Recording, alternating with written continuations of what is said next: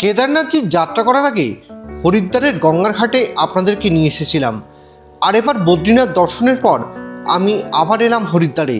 তবে এবারে আমাদের পরিবহনের মাধ্যম কিন্তু রোপওয়ে, যাতে করে আমরা পাবো হরিদ্বার শহরের একটা চমৎকার এরিয়াল ভিউ। এরপর আমরা পৌঁছাবো হরিদ্বার শহরের এক প্রাচীন মন্দিরে, সাথে থাকবে আরও অনেক কিছু। অনেক দিন বাদে এরকম শান্তি করে বাঙালি খাবার খাচ্ছে। তাহলে চলুন ভিডিওটা শুরু করি।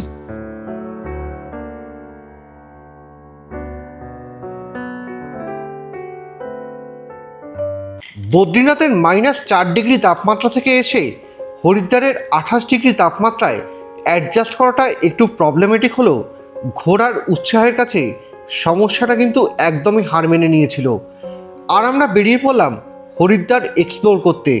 যেহেতু আমাদের হোটেল স্টেশনের একদম পাশে, তাই সঙ্গে সঙ্গে টোটোও পেয়ে গেছিলাম আর বেরোলাম মনসা দেবী মন্দিরে পৌঁছানোর উদ্দেশ্যে।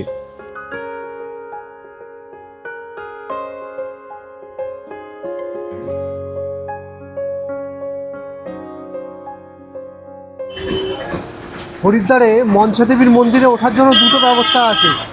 একটা হচ্ছে হয় আপনি রোপওয়েতে যেতে পারেন, বা হচ্ছে হেঁটেই। তো আমরা যেহেতু 5 জন আছি আর 2 জন বয়স্ক মানুষ আমাদের সঙ্গে আছে, সেই জন্য প্রথমে রোপওয়েতেই দেখি ক টাকা ভাড়া, রোপওয়েতে করেই যাবো আমরা। মনসা মায়ের মন্দির সমুদ্রপৃষ্ঠ থেকে 500 মিটার ওপরে অবস্থিত এবং এখানকার খুবই জাগ্রত মন্দির। মনসা দেবী আর চণ্ডী দেবীর রোপওয়ে বুক করার জন্য একটা প্যাকেজ সিস্টেম আছে।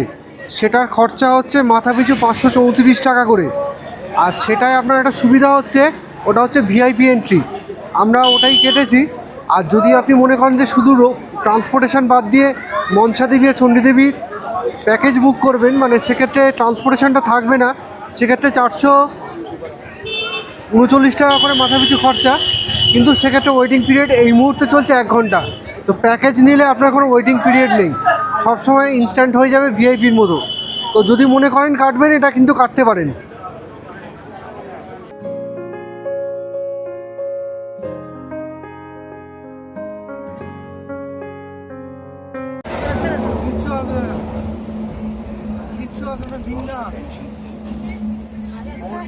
অন্যরকম এক্সপিরিয়েন্স। জাস্ট আমি ক্যামেরাটা ঘুরিয়ে দেখাচ্ছি, একটু দেখুন কি হয়েছে, দেখতে পাচ্ছেন? এটা একটা অন্যতম এক্সপিরিয়েন্স, মানে একটা অন্য রকম ফাটাফাটি, বস ফাটাফাটি।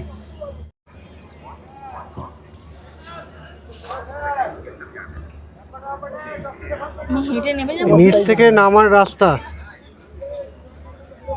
नीचे হচ্ছে চলার রাস্তা। कैसा लग रहा है आंटी जी? अच्छा है। अच्छा है? मजा है?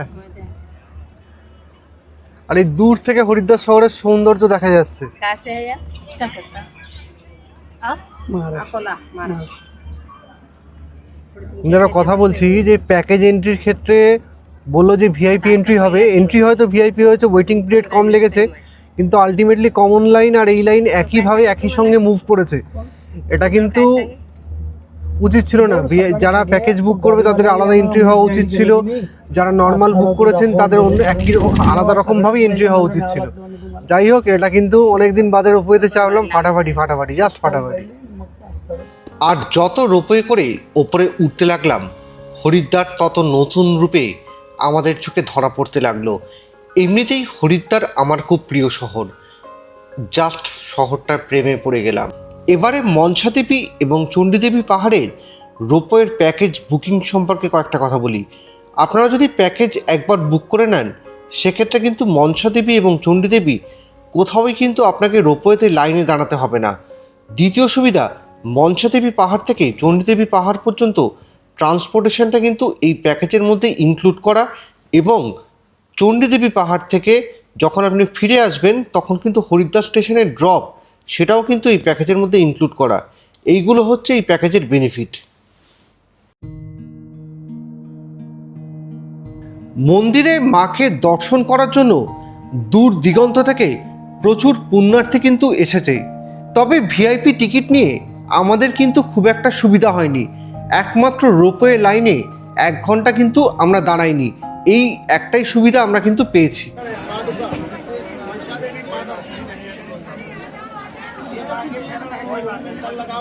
মনসা শব্দের অর্থ হলো ইচ্ছা, আর তাই এটা মানা হয় দেবীর দর্শন করলে মনের ইচ্ছা পূরণ হয়। এখানে কিন্তু মায়ের 2টো মন্দির আছে, আর সঙ্গে আছে একটা বড় অগ্নিকুণ্ড।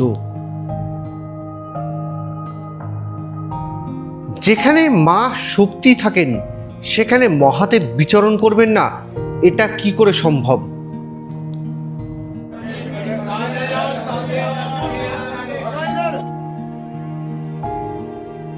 মনসা দেবীর মন্দিরের চত্বরে প্রায় 2 ঘন্টা কাটানোর পর আবার নিচে ফেরার পথ ধরলাম।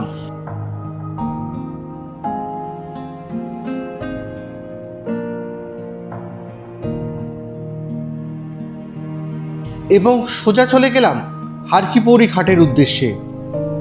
মনসা দেবীর মন্দির থেকে হারকিপৌরি যাওয়ার জন্য আমাদের 5 জনের অটো ভাড়া পড়েছিল 200 টাকা।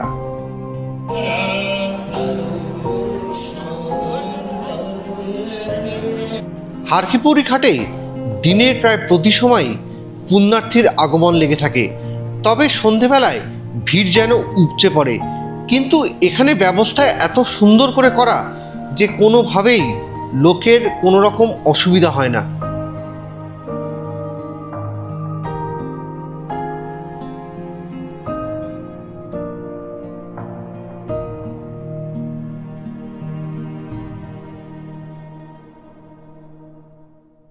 কথিত আছে হারকিপৌরি ঘাটে স্নানে গোদানের সম পুণ্যার্জন প্রাপ্তি হয়।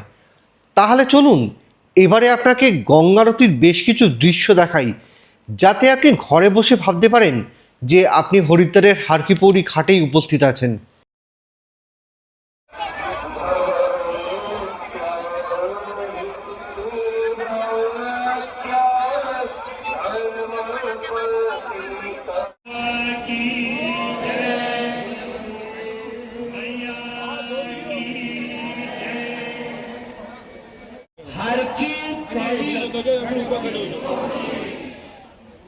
ब्रह्मकुंड पर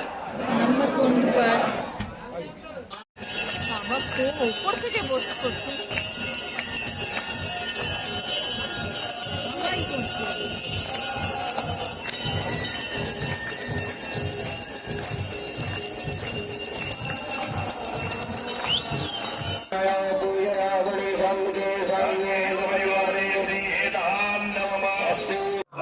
হরিদ্বারে প্রতিবারই যখন আসি তখন মথুরাবালার প্রাচীন দোকানে আসা আমার চাই। তার কারণ হচ্ছে এখানকার বিখ্যাত প্যারা খাওয়ার জন্য, শুধু খাওয়া নয়, বাড়ির জন্য নিয়ে যাওয়ার জন্য। আপনারা যদি কেউ খেয়ে থাকেন তারা জানাবেন কেমন লাগে আপনাদের।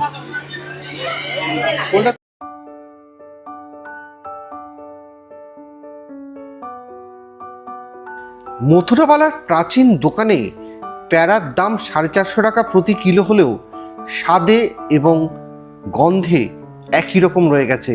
আর এই কারণেই হয়তো জেঠু বারবার বলে হরিদ্বারে গেলে একটু মথুরাবালার দোকান থেকে প্যারা নিয়ে আসিস। কেমন খাচ্ছ?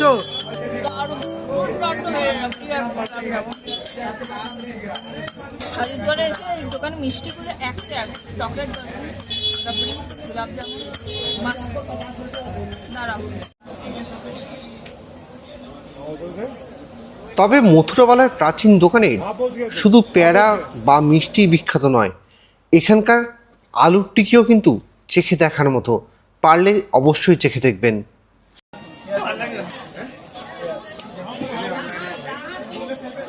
নাও ধরো। হারকিপৌরি ঘাট থেকে আরতি থেকে এদিক থেকে আসবেন, সামনে পুরনো দাদা বৌদির হোটেল, ওখানেই আজকে ডিনার করব। দেখি কি ব্যবস্থা আছে, আসুন।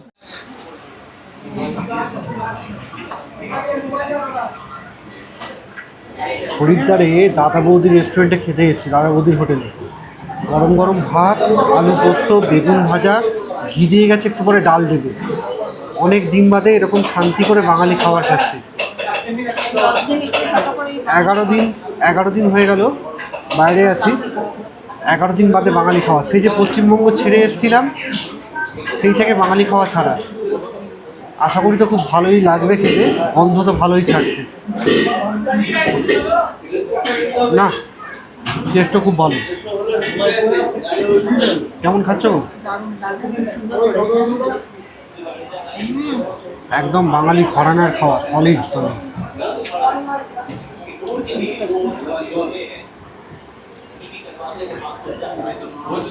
এই পরিতৃপ্তিটা বহুদিন বাদে পেলাম, তাই খাই। আর এর সঙ্গে আমাদের দিয়েছিল একটা আলু এঁচড়ের তরকারি, যা খাওয়াটাকে আরও জমিয়ে দিয়েছিল। আজকের মতো ভিডিওটা এখানেই শেষ করছি। দেখা হবে পরবর্তী ব্লগে আবার নতুন কোনো গল্পের সঙ্গে। ততক্ষণ সুস্থ থাকবেন, সাবধানে থাকবেন, আর হ্যাঁ, অবশ্যই ভালো থাকবেন।